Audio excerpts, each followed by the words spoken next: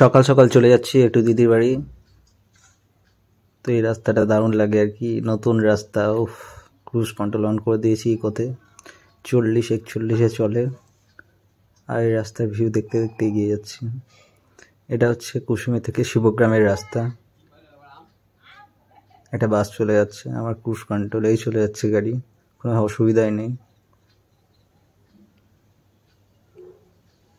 Royal বেঙ্গলকে নিয়ে একটু ধোয়া পরীক্ষা করাতে এসেছি, কারণ এক্সপায়ার হয়ে গেছিলো 5ই মে। তো এই গাড়িটা বেরোয় না, আজকে বের করলাম 7 দিন পর।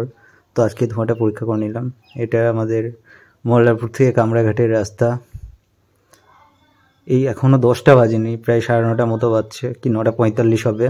তো এত রোদ, এত গরম, মাথা খারাপ করে দিচ্ছে। এটা কামরাঘাটের ব্রিজ। এই ব্রিজ দিয়ে ডান দিকে আমাদের রাস্তা, মুরেশ্বরের রাস্তায় আমাদের গ্রাম।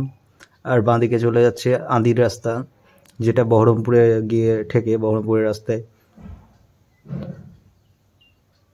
আর এটা হচ্ছে সেই আমাদের পৃথিবী বিখ্যাত রাস্তা। এত বাজে রাস্তা, মানে যেমন দেশের অভিভাবক না থাকলে দেশের অবস্থা বেকার হয়, কোনো পরিবারের অভিভাবক না থাকলে পরিবারের অবস্থা বেকার হয়, সেরকম এর রাস্তার কোনো অভিভাবক নেই মনে হচ্ছে। রাস্তাটা কত খারাপ দেখো, বিদখুটে রাস্তা। তো গাড়িতে তেল ছিল না, তেল মোটামুটি ভরে নিয়েছি। আর এই গাড়িটা বেরোয় না, তো এখন তেল না থাকলেও কোনো অসুবিধা নেই, তাও ভরে নিলাম ব্যাকআপ। তো গুড মর্নিং সকলকে। আজ নতুন একটা দিনের শুরু হয়ে গেছে, খুব সকাল সকালে শুরু হয়েছে। সানডে হলেও এখন সকালে ঘুম ভেঙে যায়, অভ্যাস হয়ে গেছে। আর সারাদিন এত ব্যস্ত, ভিডিও এডিট করতে পারছি না, ভিডিও করতেও পারছি না, টাইমই পাচ্ছি না। তো আজ রবিবার, দেখলাম চলো একটা মিনি ব্লগ শুরু করা যাক। এখন সকাল 9:58, এর মধ্যে সকাল থেকে অনেকগুলো কাজ হয়ে গেছে। প্রথমে লালপরি নিয়ে দিদির বাড়ি গেছিলাম ওষুধ আনতে, তারপর লালপরি রেখে রয়্যাল বেঙ্গল টাইগার মানে ইউনিকর্ন নিয়ে বেরোলাম।